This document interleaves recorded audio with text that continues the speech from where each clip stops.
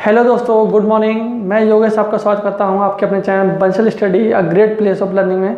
तो दोस्तों, हमने लास्ट क्लास की थी पॉलिटी स्टैटिक जीके की, और आज मैं आपके लिए कुछ स्टैटिक जीके के नए क्वेश्चन लेके आया हूं। देखेंगे आज के क्वेश्चन आपके, और जो भी क्वेश्चन मैं करा रहा हूं वो सारे एग्जाम में आए हुए क्वेश्चन हैं। ये नहीं है कि मैंने कहीं से इधर से उठा के रख दिए हों। आप देख सकते हैं, कहीं भी देख लेना, आपको ये क्वेश्चन किसी ना किसी प्रीवियस एग्जाम में देखने को मिल जाएंगे। ठीक है, और इतनी मेहनत करके मैं आपके लिए क्वेश्चन बना रहा हूँ, तो प्लीज़ चैनल को ज़रा सब्सक्राइब और लाइक तो कर दीजिए करेगा। ठीक है ना। आइए शुरू करते हैं आज के क्वेश्चन। तो आज का पहला क्वेश्चन देखेंगे, आपके डिस्प्ले पे होगा आज का पहला क्वेश्चन।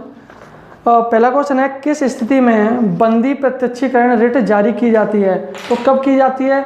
जब दोषपूर्ण पुलिस नज़रबंदी हो। कब? दोषपूर्ण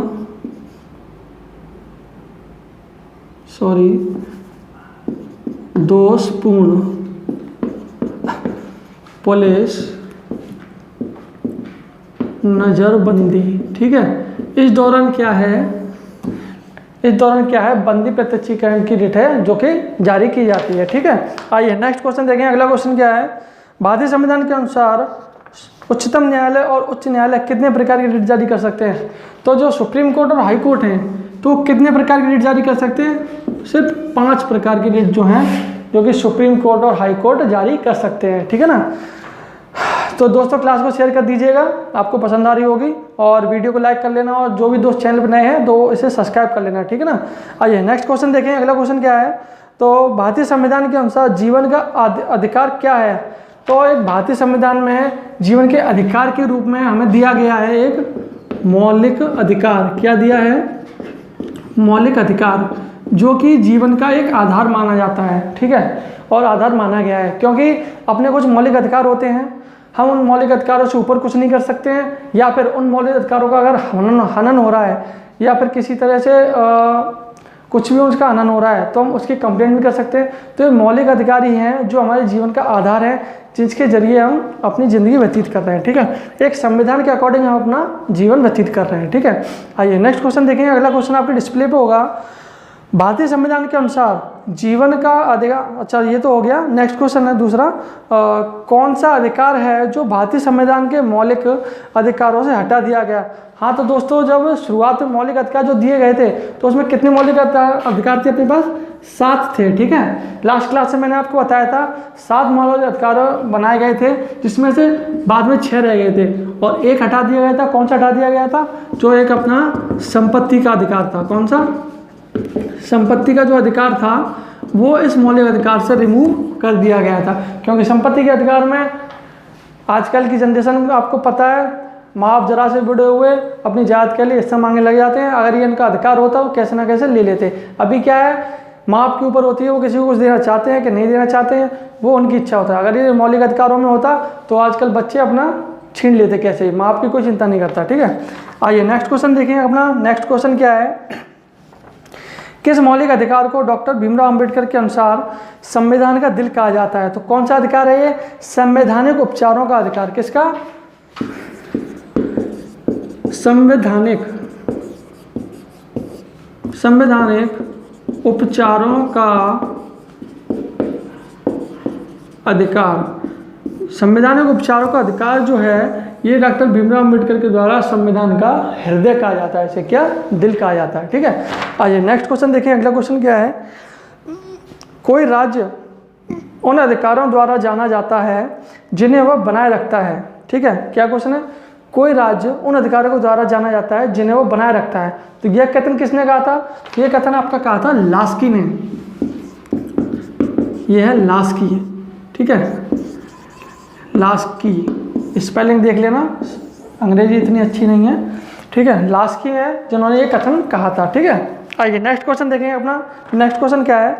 मूल अधिकार भारत के संविधान के किस भाग में स्थापित है? लास्ट एग्जाम में क्वेश्चन पूछा गया था, तो ये किस भाग में स्थापित है? भाग 3 में। जो अपने मूल अधिकार हैं, जो भाग 3 में स्थापित है। कितने भाग हैं अपने संविधान के? 22 भाग हैं। ठीक है ना, 22 भाग हैं, उसमें से ये तीसरे भाग में जो है मौलिक अधिकार का वर्णन किया गया है। ठीक है, आइए नेक्स्ट क्वेश्चन देखें। अगला क्वेश्चन क्या है? प्रेस की स्वतंत्रता संविधान के किस अनुच्छेद से मिलती है? तो जो प्रेस हो है, प्रेस है, न्यूज वाले हैं, जो प्रेस है, तो उसे तो ये संविधान की जो स्वतंत्रता है, क्या कहते हैं, प्रेस की स्वतंत्रता है, तो किस अनुच्छेद के अकॉर्डिंग मिली है? तो ये अनुच्छेद 19 के अकॉर्डिंग, अनुच्छेद 19 के अकॉर्डिंग प्रेस को स्वतंत्रता दी गई है कि वो अपना कुछ भी कर सकती है, उस पर कोई ऑब्जेक्शन नहीं होगा। आपने देखे होंगे काफ़ी न्यूज़पेपर में या चैनल्स वगैरह पे, न्यूज़ चैनल्स पे नेताओं के कार्टून वगैरह और कॉमेडी क्लिप वगैरह चलाई जाती हैं। तो ये प्रेस की स्वतंत्रता है, संविधान के तहत उन्हें स्वतंत्रता दी गई है कि वो किसी भी पार्टी वर्कर का या पार्टी का कुछ भी कर सकते हैं। मतलब एक एनिमेशन बना के, ये नहीं कि उन्हीं का वीडियो लिया जाए, एक एनिमेशन के तौर पे कार्टून वीडियो बना के उनका कुछ बना देते हैं, तो उस पर कोई ऑब्जेक्शन भी नहीं कर सकता। ये प्रेस को स्वतंत्रता दी गई है, ठीक है ना। हाँ ठीक है, नेक्स्ट क्वेश्चन देखेंगे अपना। नेक्स्ट क्वेश्चन क्या है? संविधान के किस अनुच्छेद के अंतर्गत सशस्त्र बलों के सदस्यों के मौलिक अधिकारों को विशेष रूप से प्रतिबंधित किया गया है? तो किस अनुच्छेद के अकॉर्डिंग किया गया है? अनुच्छेद 33। कौन सा? अनुच्छेद 33 है, जिसके अकॉर्डिंग इसकी स्वतंत्र इन अधिकारों को प्रतिबंधित किया गया है, ठीक है।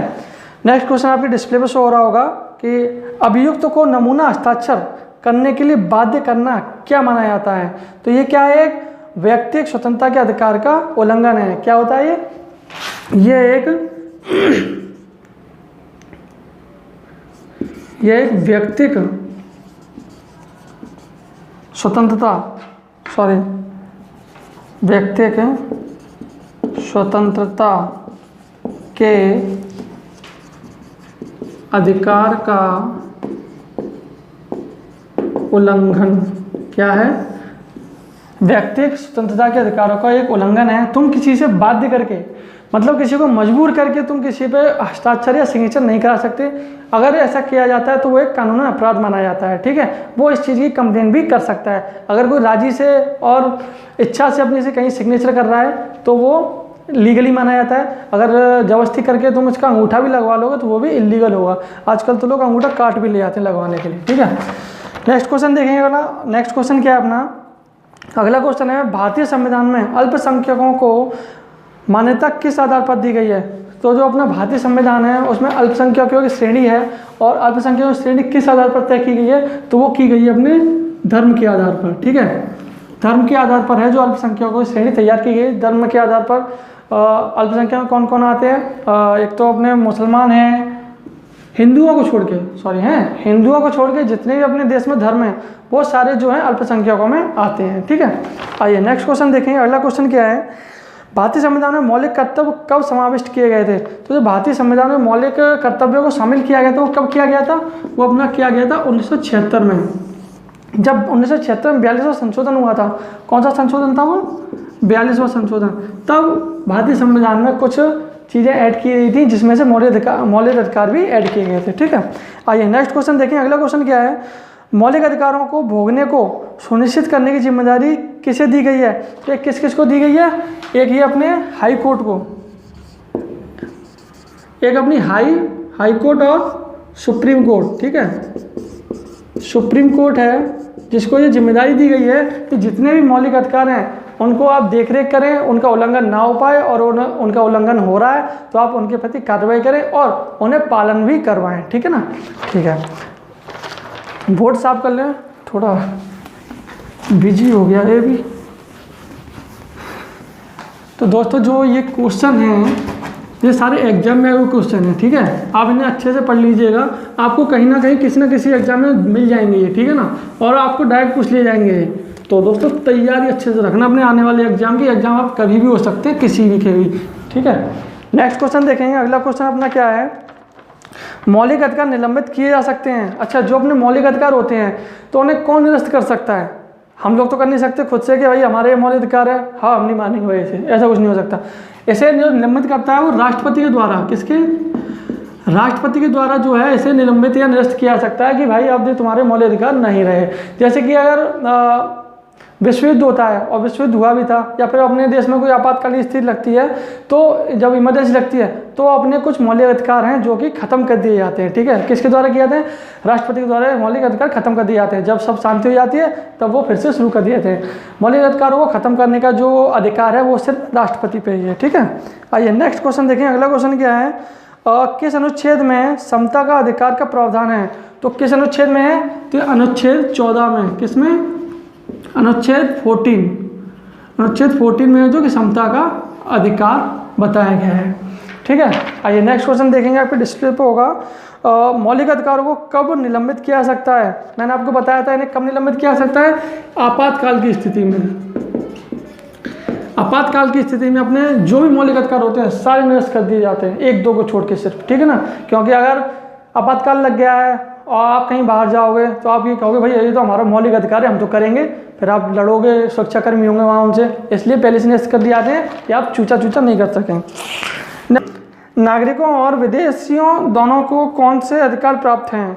तो ये कौन से अधिकार प्राप्त हैं? विधिक अधिकार हैं। विधिक अधिकार हैं जो कि विदेशी नागरिकों को प्राप्त हैं।